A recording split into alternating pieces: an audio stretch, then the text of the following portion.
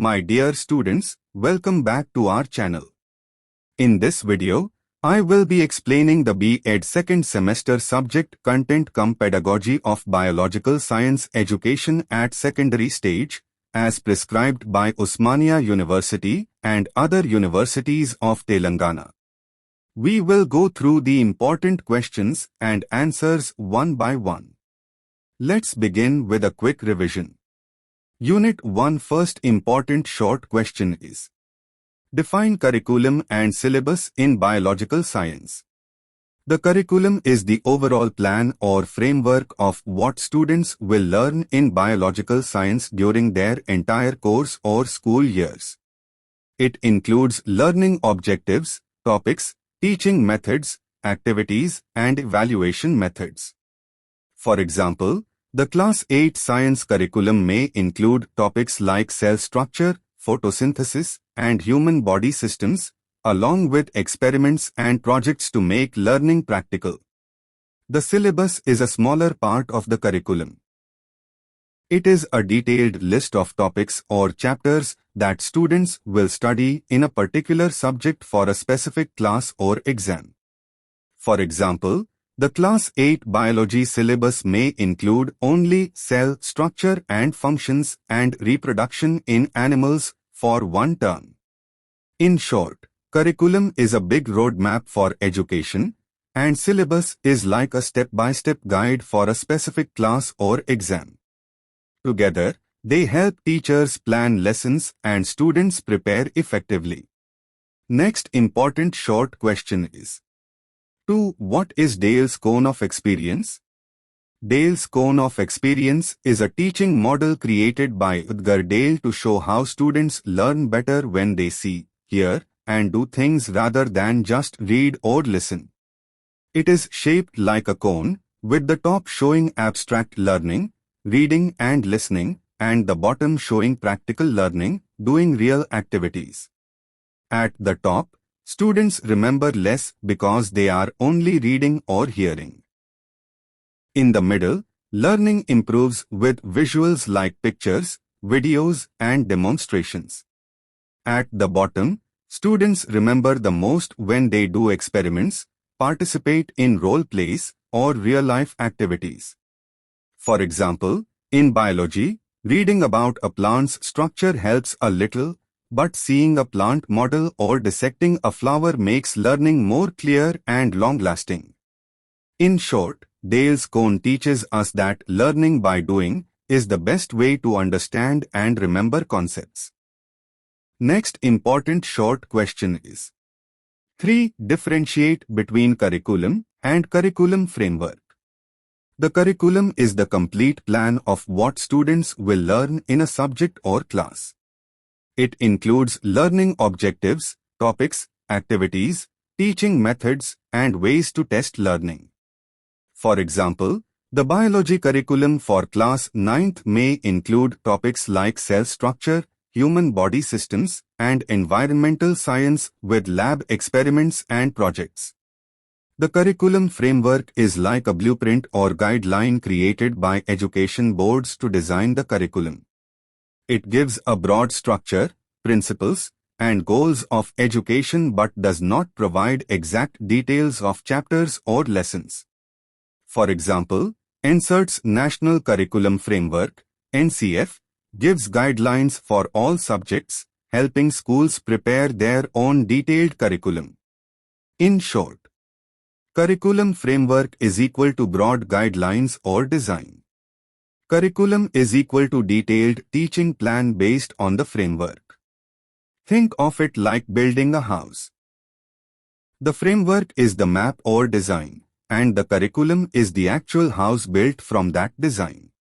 Next important short question is: 4. Write 2 recommendations of NEP 2020 on science education. 2 recommendations of NEP 2020 on science education. The National Education Policy, NEP, 2020 focuses on making science education more practical, creative, and useful for students. Here are 2 key recommendations. 1. Activity-based and hands-on learning. NEP 2020 suggests that science should not be learned only from textbooks. Students should perform experiments, field visits, and projects to understand concepts deeply.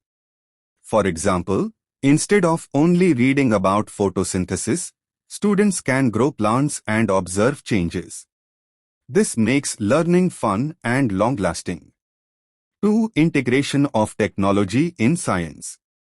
NEP 2020 encourages the use of digital labs, videos, simulations, and online tools to make science more engaging. For example, students can use virtual labs to learn about human anatomy or chemical reactions, making it easier to understand difficult concepts. In short, NEP 2020 aims to shift science education from rote learning to creative, practical, and technology-driven learning, helping students become problem solvers. Next important short question is: 5. What are print resources in biological science? Print resources in biological science. Print resources are learning materials that are printed on paper and used to study biological science. They are one of the oldest and most reliable ways of learning because students can read, refer to, and revise them anytime. Examples of print resources include textbooks, the main source of biology lessons, diagrams, and exercises. Reference books provide detailed explanations on topics like genetics or human anatomy. Magazines and journals share the latest discoveries and research in science. Charts, posters, and flashcards help visualize concepts like the human digestive system or plant life cycle. Workbooks and question banks, useful for practice and exam preparation. For example, a student can use a biology textbook to understand photosynthesis, a chart to see the process step by step, and a question bank to test knowledge. In short, print resources are easy, affordable, and always available, making them a strong base for learning biology. Next, Unit 6. Long questions. First important long question is: explain the historical development of biological science curriculum. Historical development of biological science curriculum. The biological science curriculum has developed over time to make science education more meaningful and practical for students. In earlier times, science education was theoretical, focusing only on memorizing facts from books. Let's understand its journey step by step. 1. Traditional era, before independence. In India, during British rule, science education was limited. The focus was on basic knowledge and rote learning. Biology was taught as part of general science, with no hands-on activities or lab work. 2. Post-independence reforms, 1947-1960s. After independence, India realized the need for a strong science base. The University Education Commission, 1948, and Secondary Education Commission, 1952, suggested including practical experiments. This was the first step towards making science education more student-friendly and activity-based. 3. Insert formation and curriculum development, 1961. The establishment of Insert in 1961 brought structured textbooks, practical work, and separate biology textbooks for secondary schools. This helped students understand real-life applications of science. 4. National Curriculum Framework, NCF, 1975, 1988, 2000, and 2005. These frameworks stressed learning by doing, environmental education, and using models, charts, and experiments. Biology became more connected to everyday life, like explaining health, nutrition, and ecosystems. 5. Modern Era and NEP 2020. Today, with technology, smart classes, and virtual labs, biology is taught in an engaging way. NEP 2020 focuses on practical learning, creativity, and research skills, making science education future-ready. Example: earlier, students only memorized diagrams of a flower. Now, they actually dissect flowers in labs or watch 3D models to understand their parts clearly. Summary: the biological science curriculum evolved from rote learning to interactive, experiment-based learning. Over time, reforms like insert books, NCF guidelines, and NEP 2020 made science education more practical, interesting, and connected to real life. Next important long question is to discuss the shift from subject-centered to constructivist curriculum development. Shift from subject-centered to constructivist curriculum development.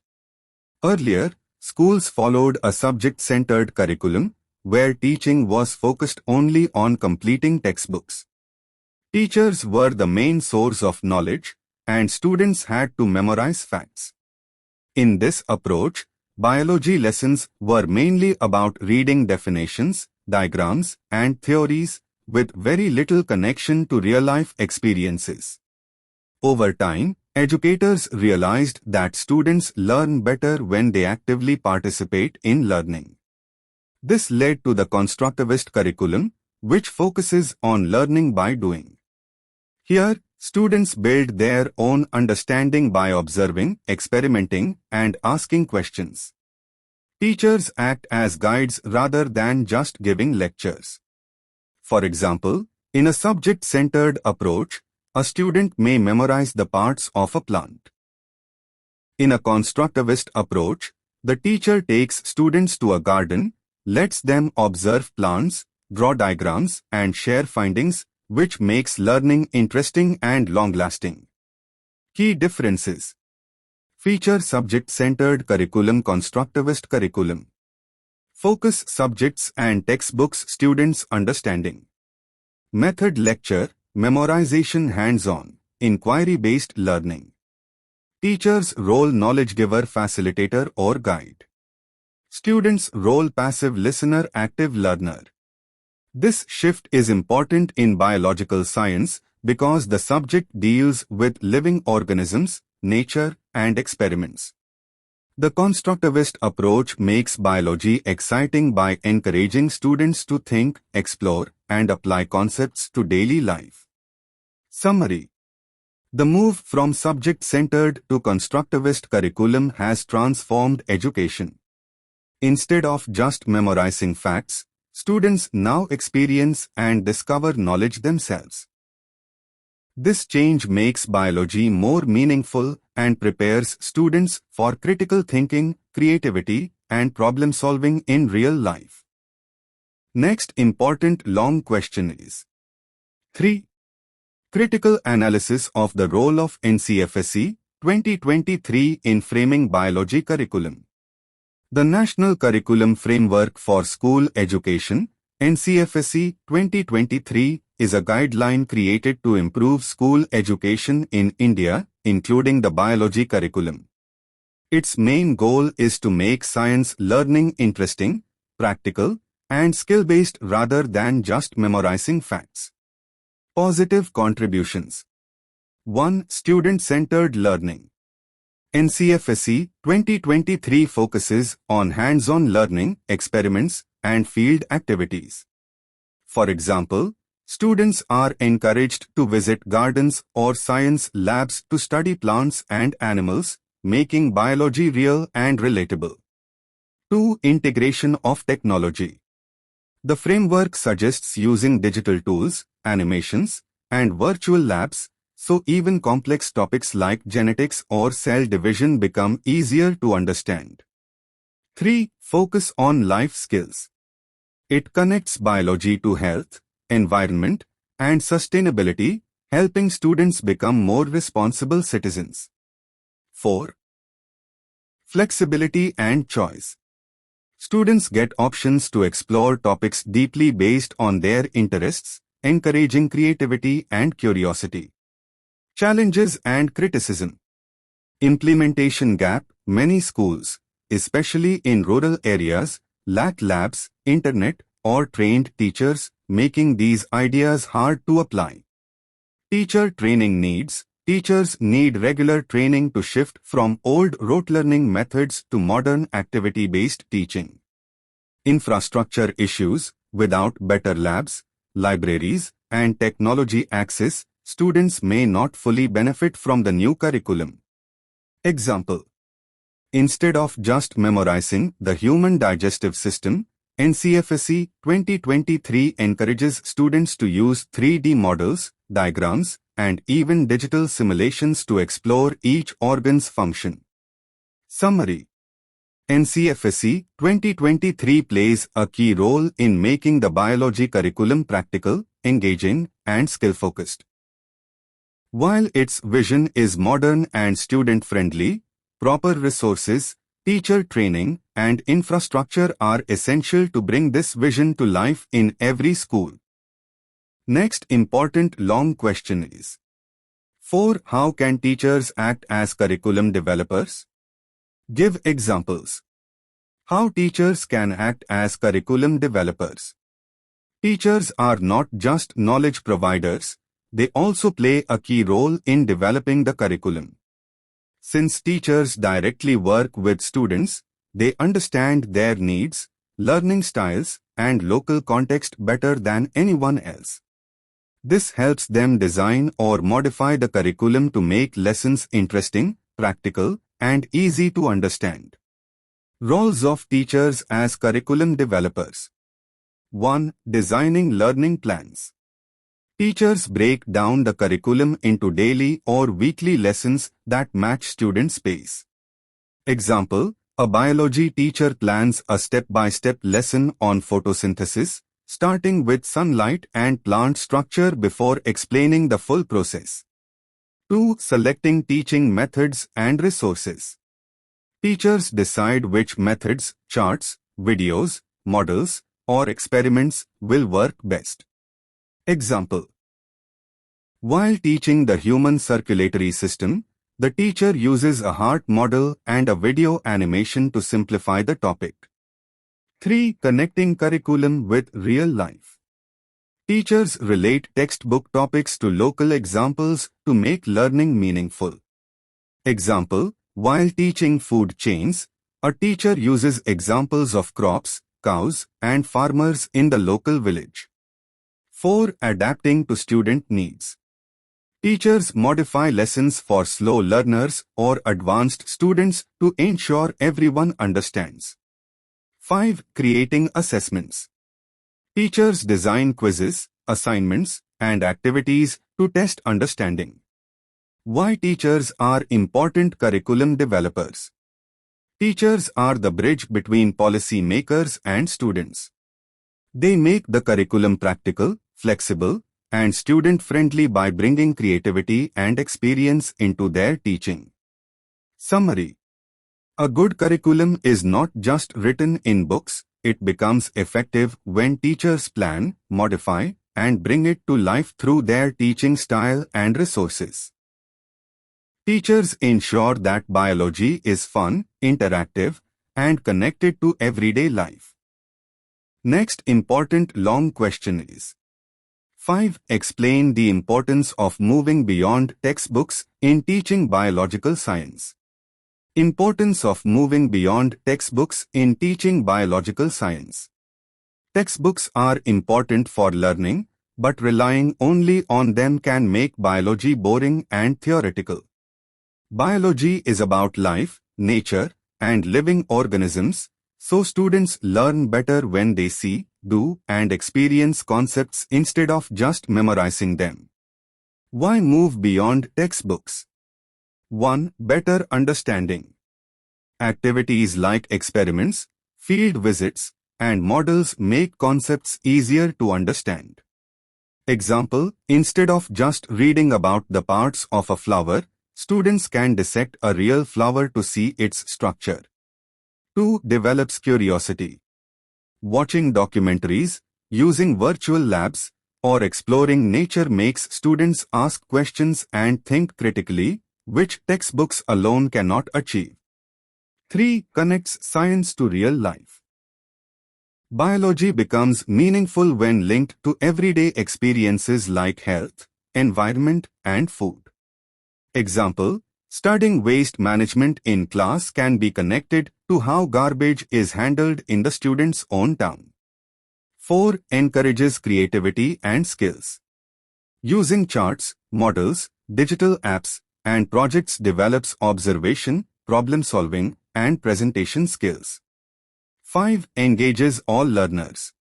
Practical learning methods make lessons interesting for both slow and advanced learners. Tools beyond textbooks. Science magazines, encyclopedias, and research articles. Videos, animations, and simulations. Field trips, school gardens, and nature walks. Science fairs and projects. Summary. Moving beyond textbooks transforms biology from rote learning to discovery learning.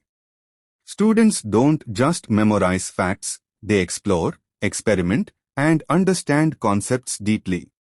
This approach builds scientific thinking, curiosity, and life skills, making biology fun and relevant.